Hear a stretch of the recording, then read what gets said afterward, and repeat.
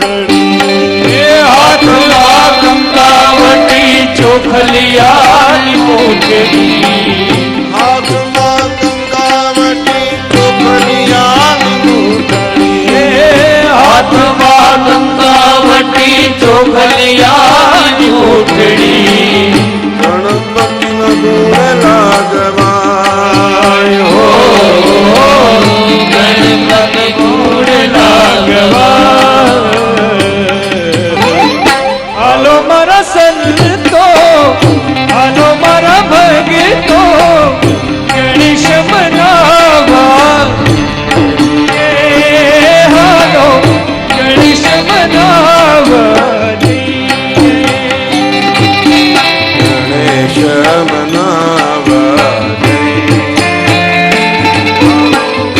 ગણેશ મનાવા ગણેશ મનાવા હાલો ગણેશ મનાવા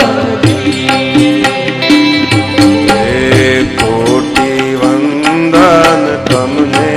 સુજાણા કોટી વંદન સુડાળા નમીએ નાથ રૂપાળા ઓ નમિયે નાથ રૂપાળા ઓ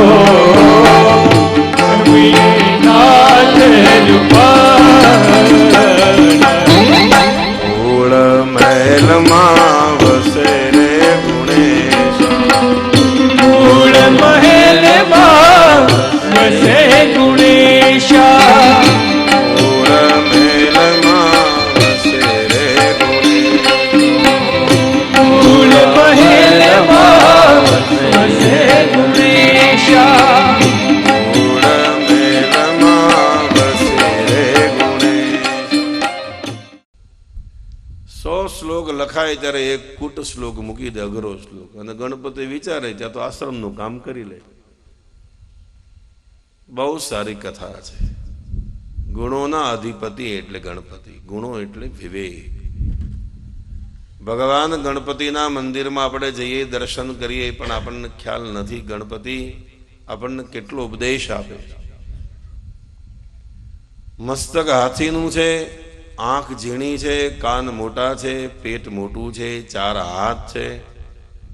અને વળી પાછા આવડા મોટા ગણપતિને બેસવા માટે વાહન ઉંદરનું ઉંદર બિચારો મરી ન જાય કંઈક વાહન બદલાવવું જોઈએ એવું લાગે છે પણ ઉંદર શા માટે ભગવાન કહે છે કે જીવ તારે મારી પાસે આવવું હોય તો મારી સામું જો ભગવાન